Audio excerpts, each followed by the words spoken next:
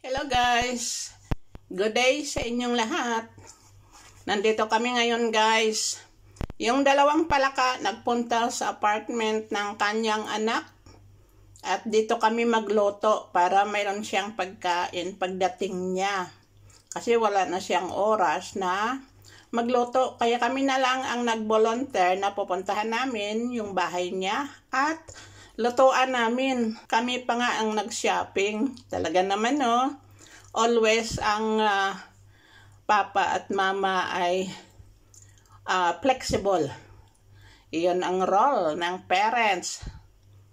So ito guys, magluluto ako ng spaghetti bolognese. Maglagay muna tayo guys ng oil.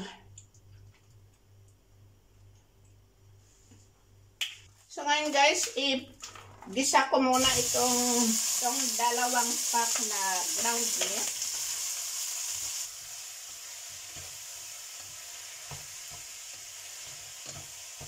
Ang gagamitin kong mga spices ay puro powder. Kagaya nito, onion powder. Ayan. Ito ay garlic.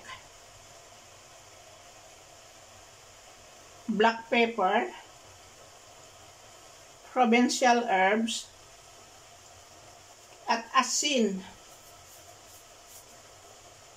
Yan lang ang gusto nila na spices. Ayaw nila yung mga fresh na spices. So ngayon, halo-haloin lang natin. Ayan o. Very simple na recipe ang gusto nila.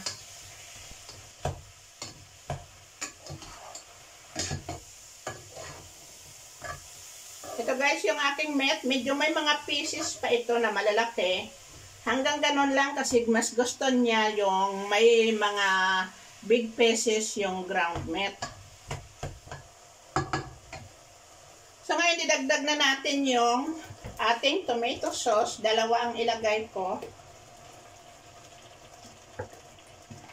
Yan guys. Very simple. Actually, kung sila ang nagaluto, hindi nila nilalagyan ng asin. Kaya ang nilagay kong asin ay kaunti lang. O, diba? Ready na. Kaunting pakulo na lang ito guys. Luto na. Kasi pure beef naman itong aking ginamit.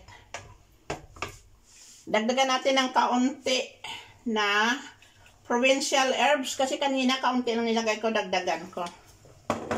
Ayan guys, pakuloyin na lang natin. At maging ready na. Ooh. Masarap ito guys sa kanin. Pwede sa pasta, pwede sa spaghetti. O, ready na. Masarap. Natikman ko na. Yummy yummy. So, ready na to guys.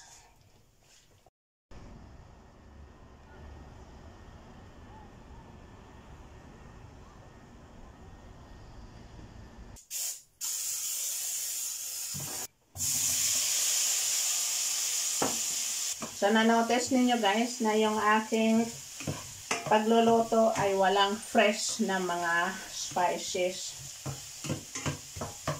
Lutuin muna natin ng maigi yung kamatis para mayroong sarsa yung ating chicken. So, ngayon idagdag na natin yung ating chicken.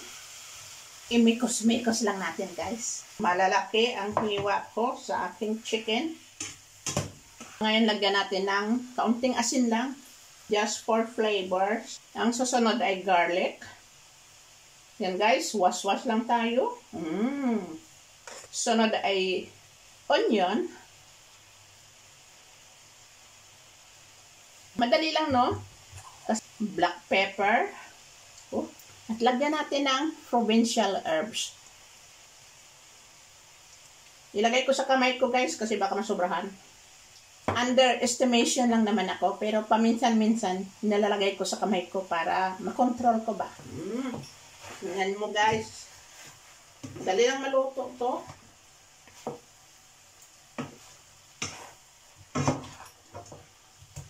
Mikos-mikos lang. Yan ang term natin. Mikos-mikos.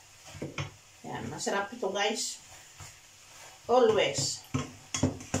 Ngayon guys, idagdag ko na yung aking patatas. Para sabay-sabay maluto. Isang chicken cubes. Lagyan natin ng mainit na tubig para sabay-sabay ng kumulo.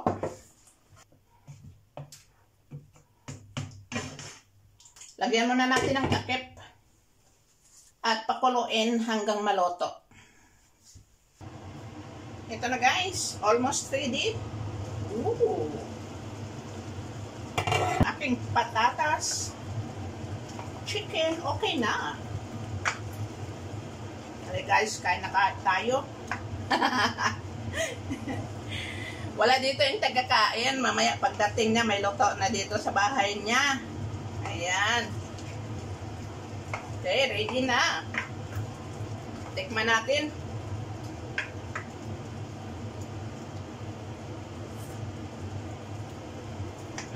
Sarap. Sarap talaga guys. Yummy yummy. Ang daming patatas guys. Parang hindi na siya kakain ng kanin. Patatas ang kapartner. Ayan, ready to serve. Mission accomplished guys.